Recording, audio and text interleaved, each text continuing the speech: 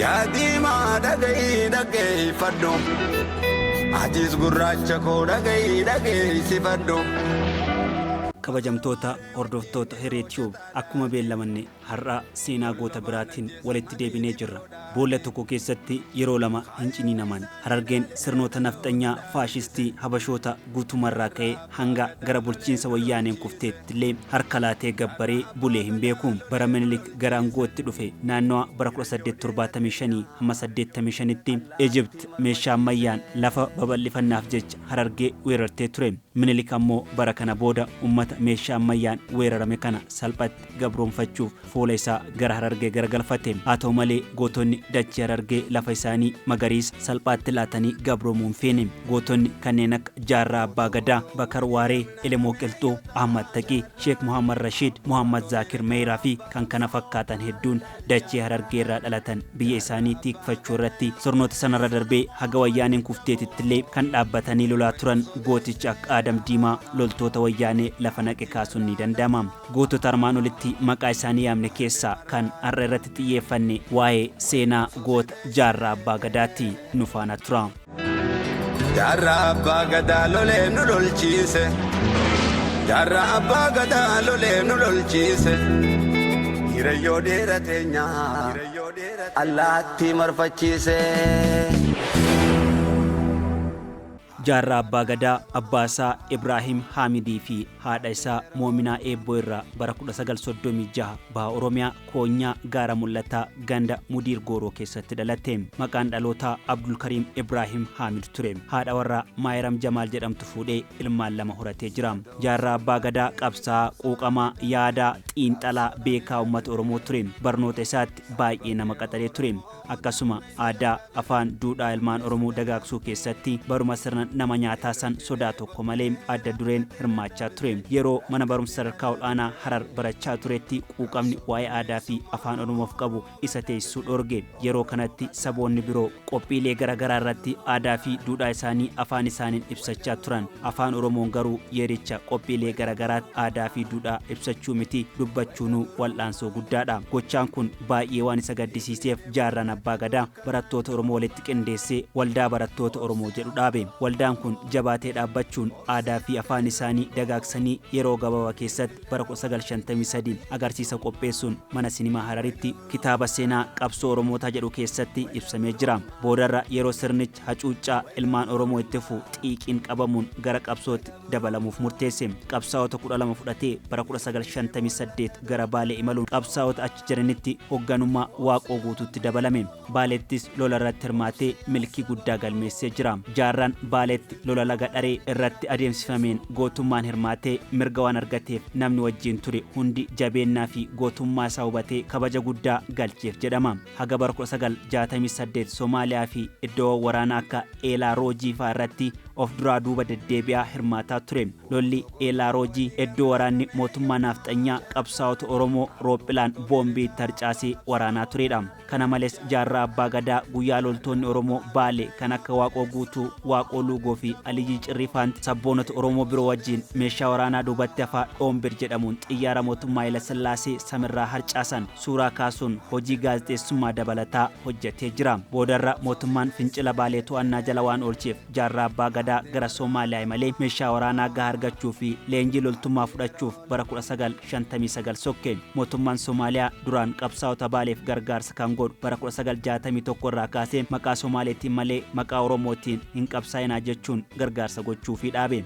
Jaarraa Abbaa Gadaan ammas abdiin kutanne bara 1962 gara Arabaatti sokkuun Yaman kibbaa Eden galanii. Yamanittis qabsaa'ota Oromoo kanneen akka Elemoo Qilxuu, Huseen Suuraa fi kan kana fakkaatan waliin wal arguun waa'ee qabsoo Oromoo mari'atanii dhaaba Oromoof qabsaa'uu hundeessuuf walii galanii. Mootummaa Yaman waliinis marii taasisuun mootummaa Yaman gargaarsa akka godhuuf abdii kenneef. Baruma sana keessa gara Iraaq imaluun qaamota mootummaa waliin marii taasisanii. Haaluma kanaan Huseen Suuraa, Jaarraa Abbaa Gadaa, Elemoo Qilxuu fi hooggantoonni biroo Kaayiroo, Baagdaad fi Damaskoo dhaqan. Mootummaa Iraaqii fi Sooriyaa meeshaa waraanaa kennuufiif kan waadaa seenan yoo ta'u, Filisxeemonni Sooriyaa keessatti loltoota Oromoo leenjisuuf waadaa galanii. Hojii wal fakkaatuuf waxabajjii 3 bara 1970 gara biyya Misriis dhaqanii. erga qophii barbaachisu hunda xumuranii booda loltoonni 36 biyyatti deebi'anii qabsoo waraanaa kan eegalan leenjii waggaa tokko fudhatanii maqaan loltoota kanaas qeerroo ganamaa jedhamee moggaafame. Hoogganaan garee qeerroo ganamaa Jaarraa Abbaa Gadaa ture bara 1962 gara biyyaa deebuuf Sumaaleetti yoo bu'an waraanni Sumaalee isaan marsee qabe.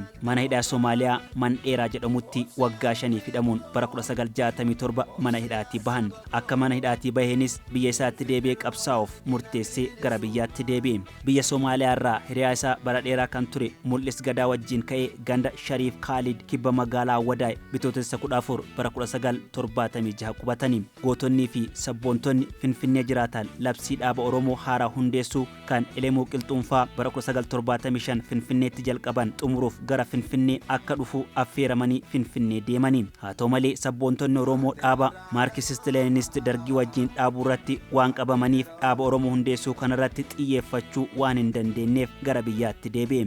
Qawwee muraasaa fi rasaasa Elemoon faanti awwaalan fudhachuun waraana bilisummaa uumee qabsoo itti fufe. Goolii diimaa dargii namoonni hedduun baqatanis waraana kanatti makamanii.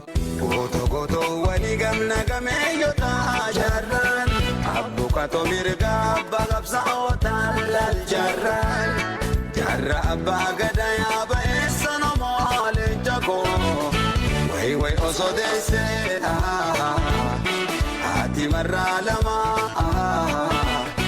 harmee marraa lama.